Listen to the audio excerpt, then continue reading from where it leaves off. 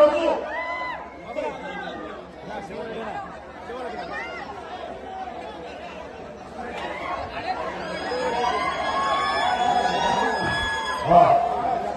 Temple chairman గా మీరు సాధించడం జరిగింది. ఫస్ట్ నాగేశ్వర గారు యాదవాకిల గడ్డ నుంచి ఒంటరిగా బయలుదేరి ఎక్కడ వ్యాపారం చేసుకునే నేను ఏమీ ఆశించకుండా గత 3-4 సంవత్సరాలుగా ఎవరి అండదండ లేకుండా నా అన్నదమ్ముల యువకులతో ముందుకు బయలుదేరడం జరిగింది. బయలుదేరే క్రమంలో ఎన్నో శక్తులు, ఎన్నో రాజకీయ కులందరూ ఎన్నో రకాలుగా అనుకున్నప్పుడు కూడా ఒంటరిగా నాకు చాలా పోటీ చేయడం జరిగింది.